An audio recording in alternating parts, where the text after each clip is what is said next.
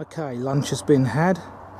I'm now at point 27 in the text, the multi-armed footpath sign, about to take the one marked for Green Street, which is there, or sorry, Green End.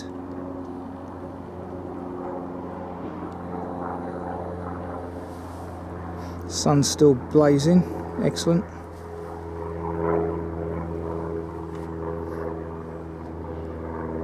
Around about 2:30 now.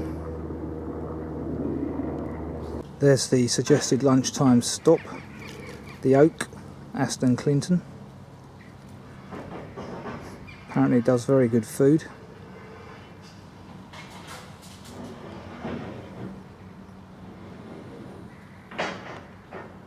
Fuller's Pub. Presently closed, mind you, reopening on the 5th of November.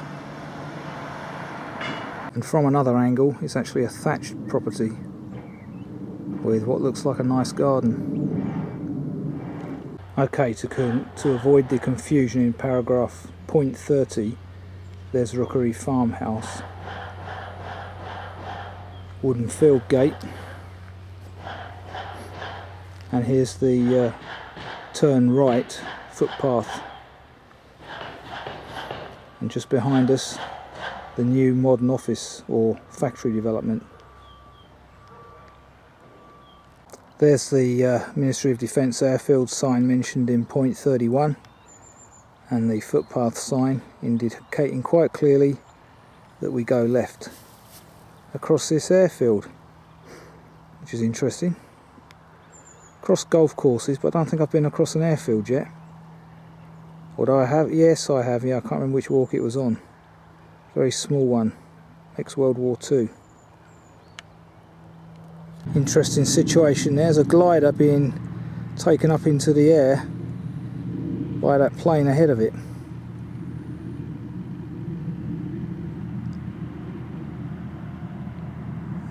Great.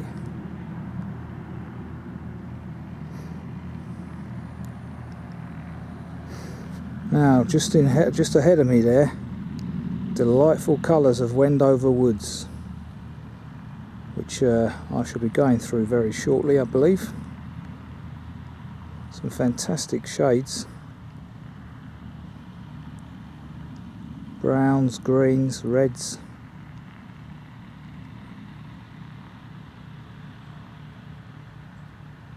Great.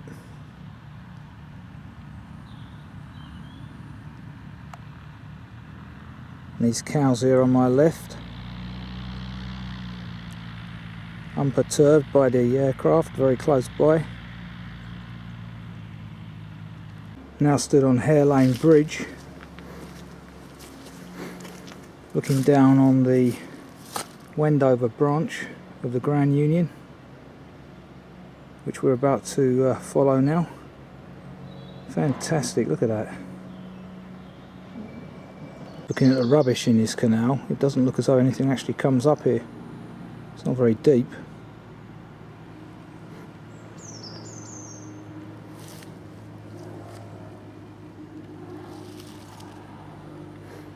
And up ahead there, pretty clogged up.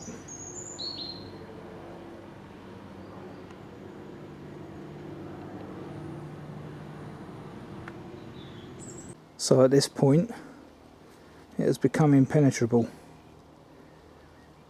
I thought they were working on this to make it navigable again. Perhaps they haven't got this far yet. Nice shot of a moorhen there.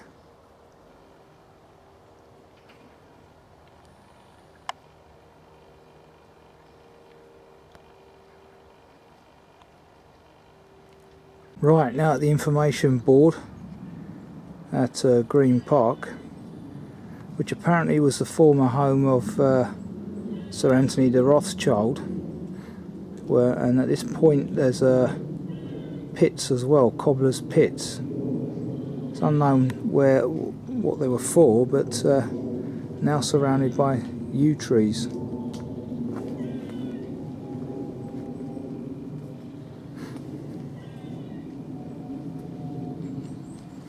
And behind me, just over there, by that brick wharf, That's where they used to unload goods for the Rothschild estate, Green Park, which is over there.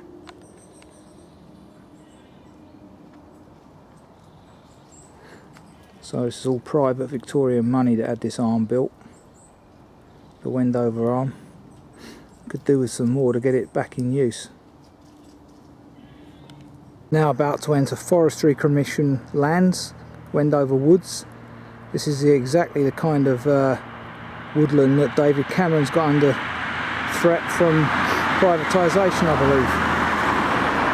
believe. Typical Chilton's beechwood walking, interspersed here with some yews, which is a nice break. It must be unique to the Rothschild estate by the looks of things.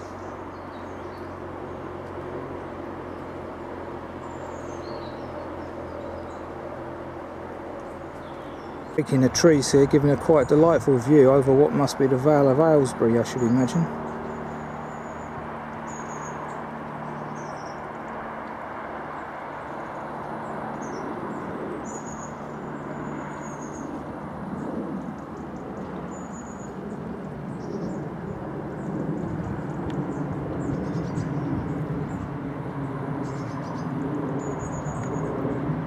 Walking along the car wide track mentioned at point 41 in the current text.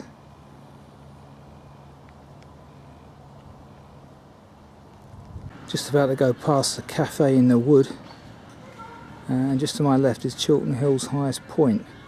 Must be Boddington Hill, I guess. Anyway, busy car park here. Half term, kids everywhere. We are very pleasant. Cafe in the woods.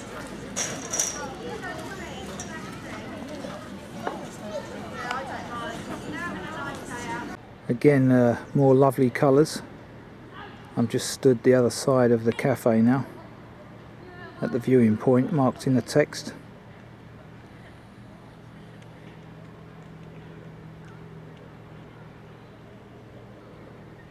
Looks like there's some great fun to be had here in the trees. Wish I was younger again. All these rope ladders. Something for my nephews to partake in when they're a little bit older. Brilliant.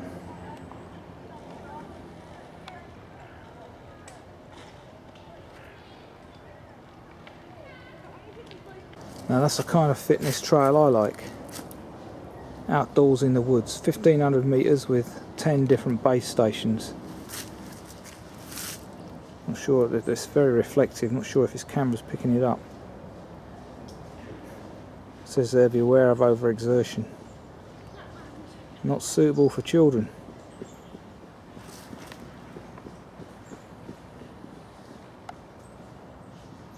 Heading towards the setting sun and Boddington Hill.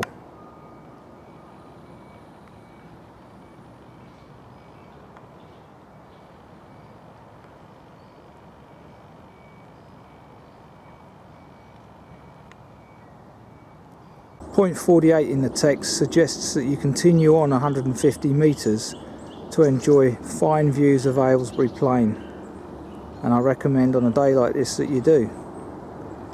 Over there in the distance is the one of the reservoirs I passed earlier. Delightful views up here. Temperature's dropping now, it's getting quite chilly. Just outside, or just at the edge of Boddington Hill. And there's a chair there for those that wish to stay a bit longer. There's a slightly different angle.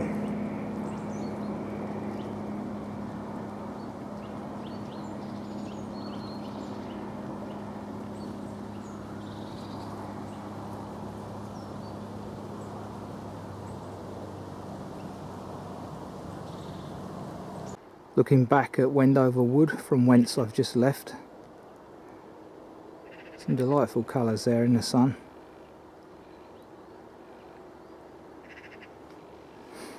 And then on my right, by all accounts, in the sunlight, over there in the distance, is the monument on Coombe Hill.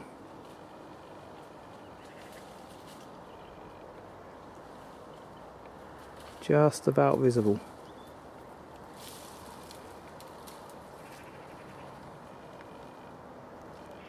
There's the clock tower indicating 10 to 5. So that walk has taken me about 5 3/4 hours, including half hour for lunch. Ain't bad at all for 13.5 miles. So here we are back at Wendover, familiar station. Delightful walk that was, all 13.5 miles of it. Just about to get on board the 1710 back to Marylebone. So as I said earlier, about 5 3/4 for that walk. Unfortunately the cafe's closed at this station, but not to worry, I'll get one at Marylebone. That walk was not dissimilar to last week's, mixture of canal side walking instead of the Thames, and then into the Chiltons.